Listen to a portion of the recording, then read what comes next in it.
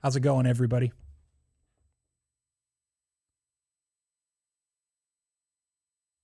We are good to go. I am Preston Johnson. This is the very first Lucky Trader NFT show brought to you by Lucky Trader in the Bets TV studios.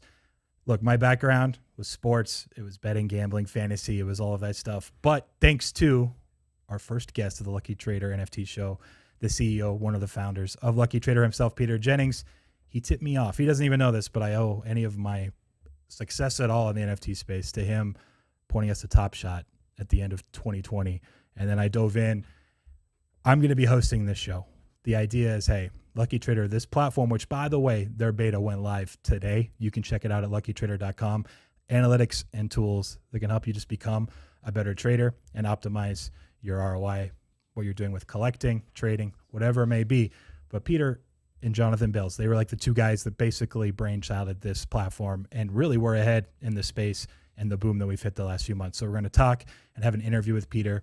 And then going forward, once a week, we're going to do an interview with some of the other builders in this space that we think are doing cool things that are valuable. We'll talk to certain people and certain projects directly and then link and say like, hey, how can Lucky Trader, how can this platform and the analytics and the tools there, help us with these specific projects, or if it's you're trying to build something yourself. So without further ado, I need to introduce my co-host because, and I have to give a 30-second story, Hammer Z NFT on Twitter.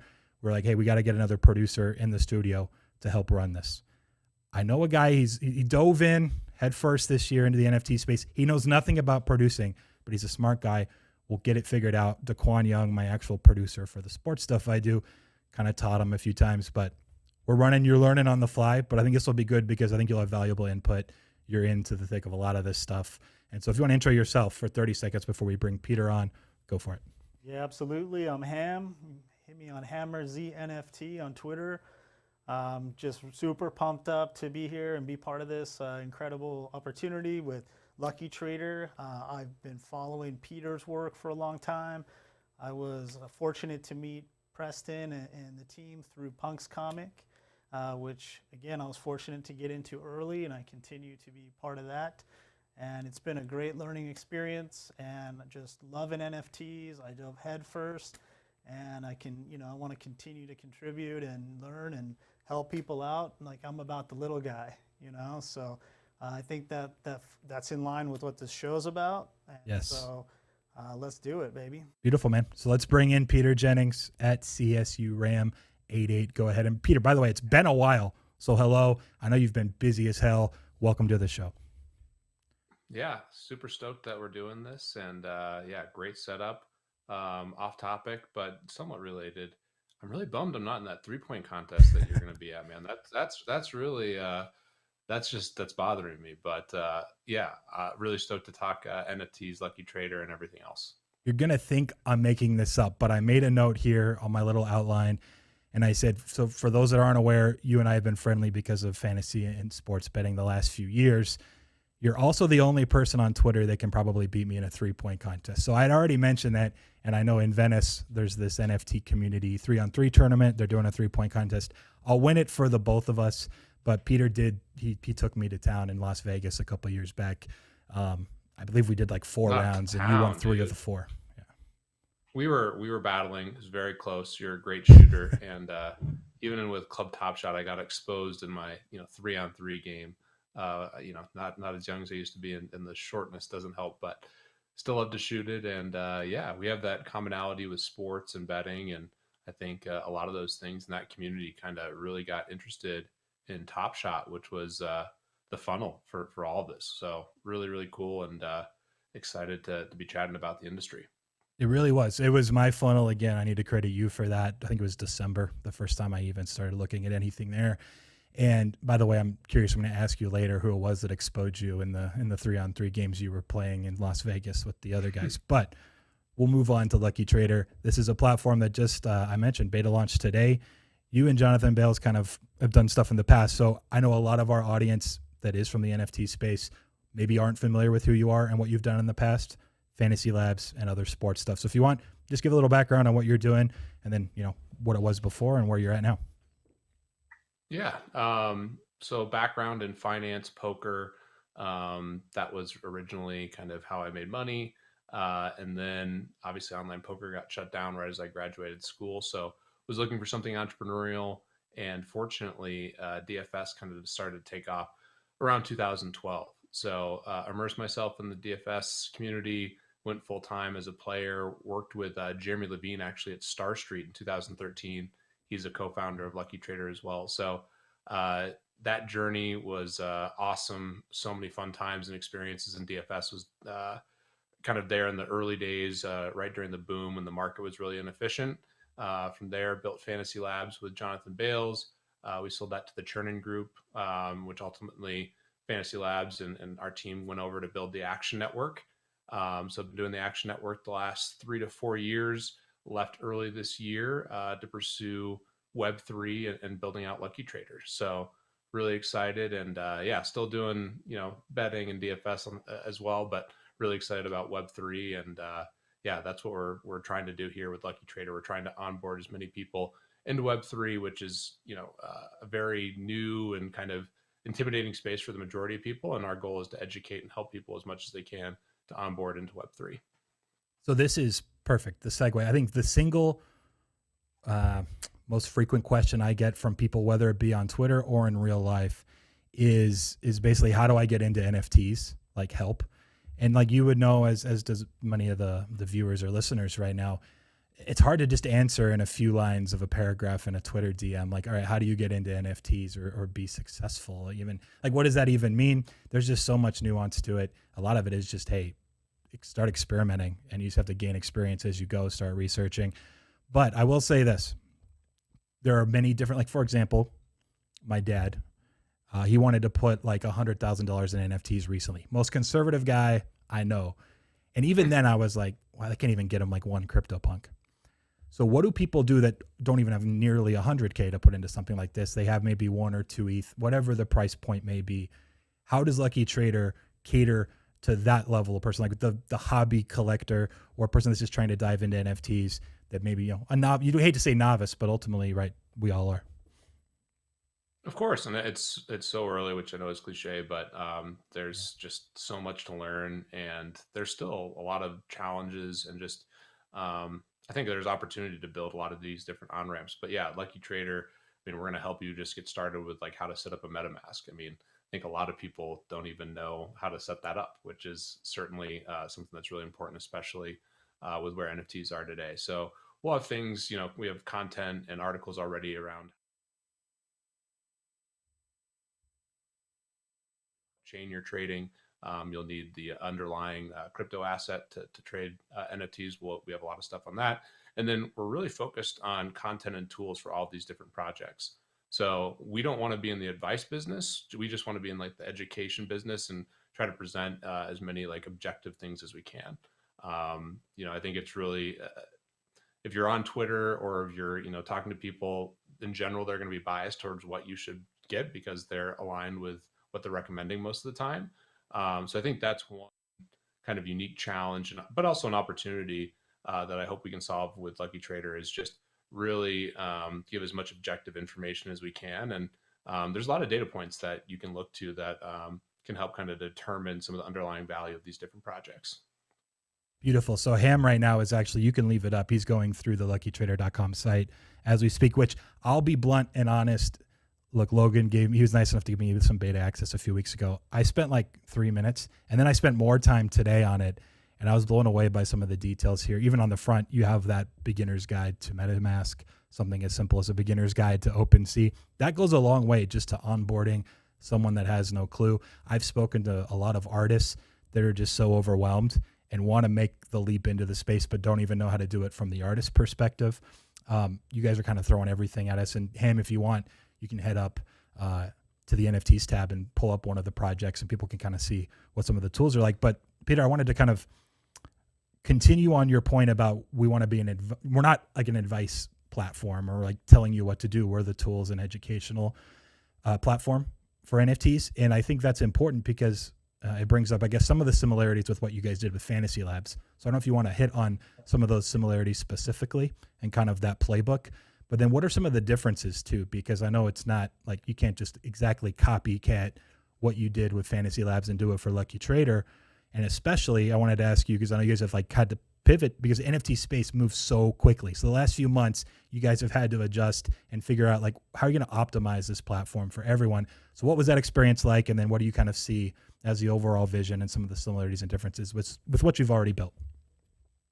Yeah, great questions. I think in general, just with, and this with sports betting and stuff too. There's a lot of touts out there, and there's going to be people that are shilling and pumping bags, and Yeah. of course, there's some interesting elements to that. And if you're playing like the flipping game, if you can be hyper aware of that stuff, obviously there might be some alpha. But from a company perspective, and just kind of my overall philosophy on a lot of these things is I want to present as much data and give as much education as I can onto specific projects. So I think understanding the history of a lot of these things is really important. Understanding the team, and then there's a lot of different numbers that you can look at, and kind of in this beta version, our MVP of Lucky Trader, we're presenting a lot of just like the volume statistics.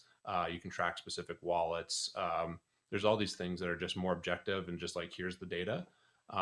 So I think that's a really important thing that we want to do. In terms of Fantasy Labs and like the similarities, we really had a unique opportunity with Fantasy Labs to build out tools that we thought would be really helpful versus just like content and picks, which a lot of the industry was doing.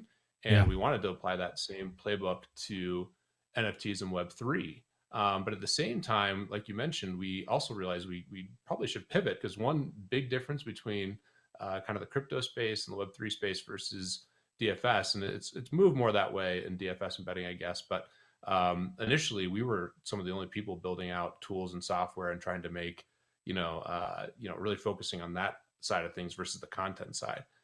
In crypto and Web3, there's a ton of really smart engineers and a ton of people who are, building projects, and a lot of people are hacking things together.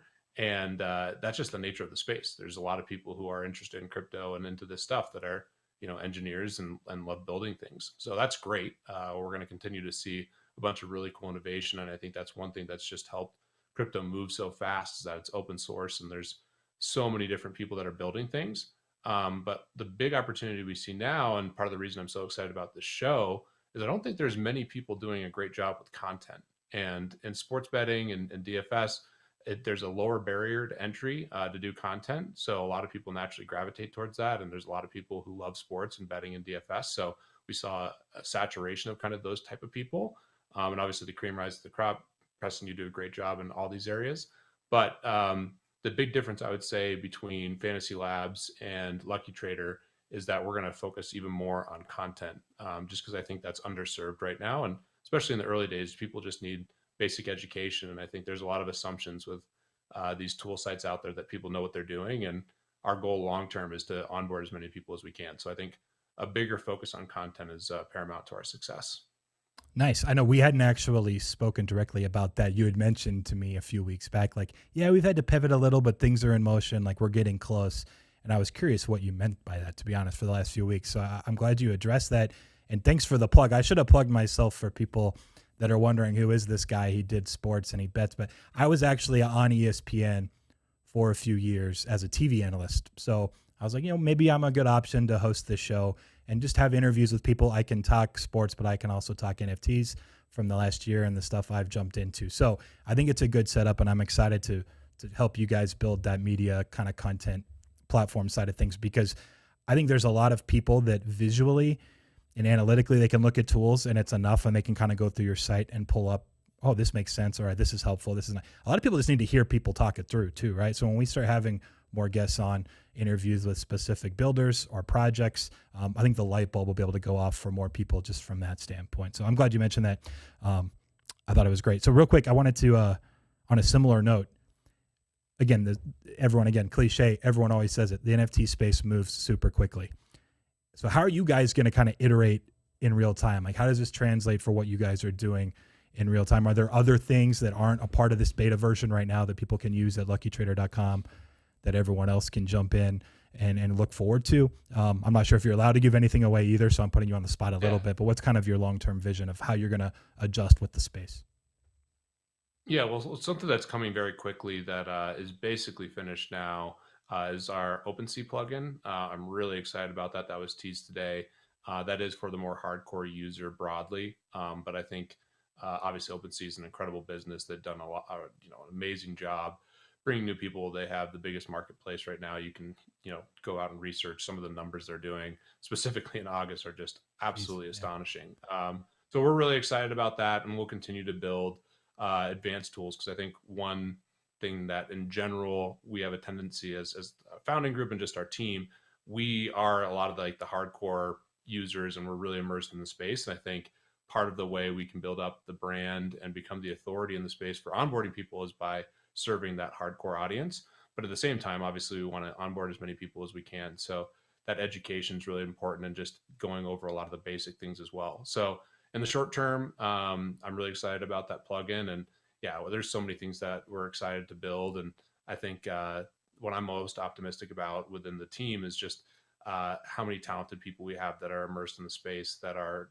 amazing at executing. And it's shown, just kind of what we've done over the last couple of months has just been really, really amazing. And I'm super proud of the team. So that's one side of things. Going forward, I think it's really interesting in terms of how to, even today, I've had a bunch of people reach out, hey, why don't you have this project? Why don't you have this? Why don't you have that? Yeah. And of course we want to have as much information and serve as many projects as we can, but we also have to be really thoughtful about who we align with and what data we present. So a lot of those things will be volume driven. And then, we really want to follow the teams and the people that are in the space. And I think, you're in this, you know who the good actors are. And there's a reason why certain projects have done well. So in general, we want to be following good actors in the space that are building for the long term.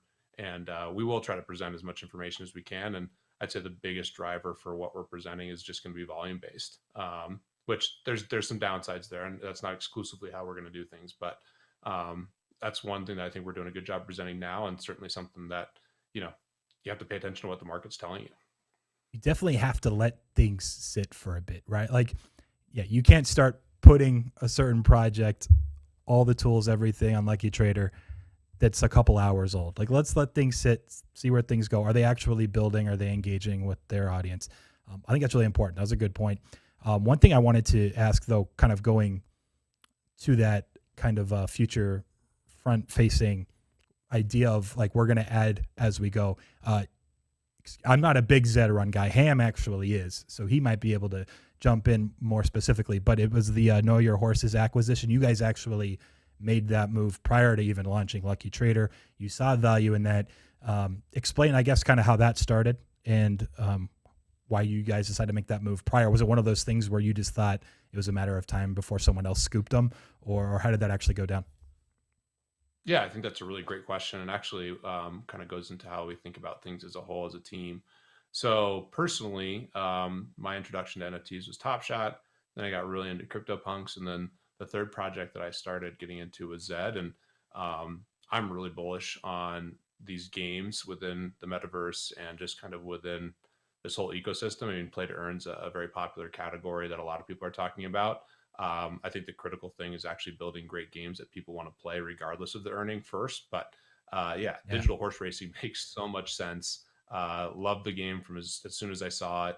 I've shown people the races that are into betting and kind of in this world, and they immediately loved it. And I started doing a little bit more diligence on them, talked to their founders, just really impressive what they've built. They did some really great fundraising, which is another thing that I think if you're trying to figure out what projects to invest in, pay attention to the funding and kind of the investors involved with different projects. That's not always applicable, but in this case, the Churning Group was involved with Zed, who we know really well. I believe A16 was also an investor. So they had a who's who of investors. They had these sponsorships. So it's okay, Zed is a good long-term bet in our view. Who's doing the best job out there?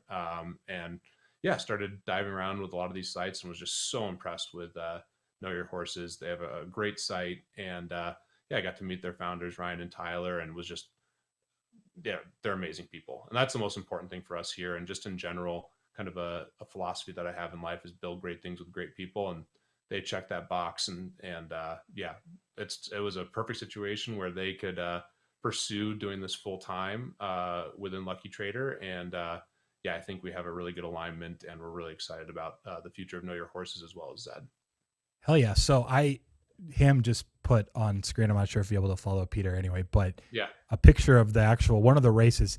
The reason, if you could guess, I won't make you guess, but the main reason that I never got into Zed Run was I knew my inner degenerate self would get too attached. And I was like, I can't afford, from time, money, whatever it may be, perspective, to fully immerse myself. Because once I race once with my NFT, with my horse, like there's just no chance I'm going back. So I stayed away. But Ham, I wanted to put the pressure on you. I know this is your first time running the show, but do you have any Know Your Horse's Zed Run or just Lucky Trader specific questions for Peter that you want to throw at him? Yeah, I mean, I have it's just more like macro question, relevant to some news we got today about Coinbase getting into the NFT trading market. This is on the back end of Twitter announcing that they're going to do profile picture verifications, and now Coinbase sounds like going to create a competitor to OpenSea. So I wanted to get your take on that, Peter, and just like what's your first reaction on that news? Great news. I mean, yeah, I think basically best case for a company that you could pick to get involved in the space. I mean, Coinbase has more unique customers than I think anyone in crypto right now. Definitely the biggest onboarding platform for getting crypto into people's hands, specifically here in America. So I think that's great news. They're obviously extremely well capitalized. They're public now, and I think it just brings credibility to the space. So I'm thrilled about it, and I think we'll see more and more of these big companies get involved. And that to me is like the really interesting opportunity and thing to be focused on. Is all these big brands and companies are seeing this, and I think they see that these are tickets to access, and there's all these cool things that they can tie back to their brand within digital ownership and NFTs. So to me, that's going to be the next wave. That's going to be really exciting, and something at Lucky Trader that we want to really make sure we do is not just be reactionary and say, oh, it's all only these profile picture projects that are doing well, we should just build exclusively for that.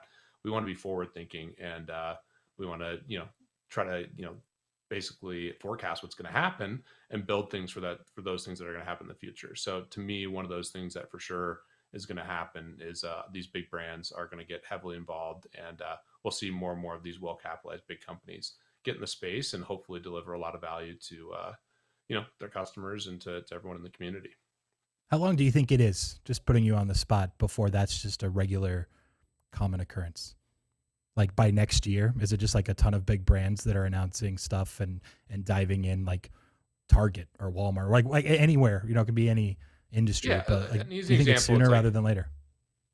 oh yeah, for sure. Next, I mean, we've already seen like Denver Beer Company sold the NFT beer for life. That's a really interesting Oh, right. concept that Yeah. I thought was cool. I mean, I'm a huge sneakerhead, obviously, with all the sneakers behind me. Imagine Nike had an NFT that got you to the top of the line, that where you always got the drops. Maybe there's 100 or 200 of those. There's going to be so many examples of these companies and brands selling access or benefits, like the Nike example. I mean, there's the 3 Michelin star restaurant opening in New York, where the only way to get into it is with an NFT.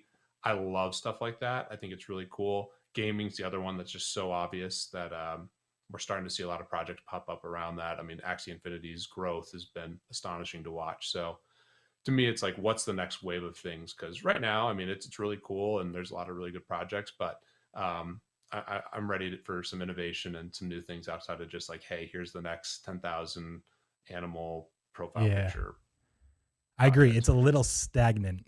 I've had that sense now for a couple of weeks, and I'm intrigued to see where it goes too, because I think people have these ideas and then it's really just a call to action. Like they got to make it happen. But I think I don't have the exact number, but the amount of people that quit their jobs last month was the most in like a long time. It was like 4.3 million Americans quit their jobs last month, which I attributed, I don't know what the percentage is that is going Web3, but I think there's some significance to that and kind of correlated to, hey, there's people that have these other opportunities and they're starting to build, and hopefully it's just a matter of time before we see it come to fruition.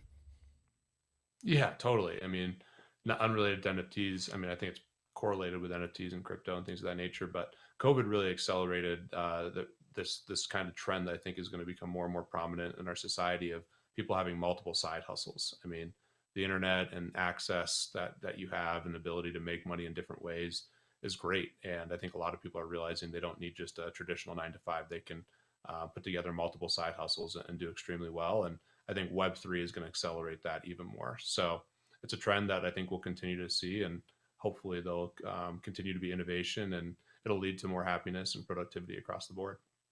Happiness is good. I've always appreciated your like philosophical tweets day to day. So follow. They're a little cheesy, but it's just who I am. They're genuine. Exactly. I know they're genuine. Maybe it's because I already know you and other people think they're cheesy, but I'll tell you, I'll be completely honest. Like once a week, maybe not quite that often. I won't give you that much credit. Once every 2 weeks, I have one that actually speaks to me that I feel like, oh, that's a good reminder. Like just something small like that changes someone's day or, perspective. And that goes a long way. And just mentioning happiness at the end and just trying to build a better place for everyone, I think is great. We can basically leave on that note, but I wanted to give you a chance, Peter, before we let you go, just to say anything else in regards to the launch today with Lucky Trader. Any last thoughts that you wanted to make sure we got out there outside of the questions we already threw at you? Yeah, no, Preston, thanks so much for doing this. I'm ecstatic about this show. This is the exact kind of thing I want to do more of. And you're the perfect person to lead this. And I think in general, we want to see more content and education out there in this space. So really excited about the show. Thanks for having me. And then pertaining to Lucky Trader, please give us feedback. Hit me up on Twitter, email us, sign up for the newsletter. It's early, just like the space. We have a lot of work to do. This is a beta version. We're going to make tons of mistakes, but hopefully along the way, we'll deliver a lot of value to you guys, and absolutely want feedback and want to build things that you guys deem valuable. So please don't hesitate to sign up for things and to give us feedback. Perfect. Thank you, Peter. We appreciate your time. We'll be in touch, and everyone throw the feedback his way. And I'll close with this Lucky Trader NFT show. This is episode 1. We'll be back next week. I'll work out with the guys there at Lucky Trader who we're going to bring in next week first as our guest. But we're going to do this once a week. People can tune in. So we appreciated your time. Send us feedback as well. These are going to be evergreen on the Lucky Trader podcast platforms. I imagine both Apple, Spotify, maybe some other spots. So people can listen if you couldn't tune in live. No problems there. We appreciate it again, and we will see you guys next week.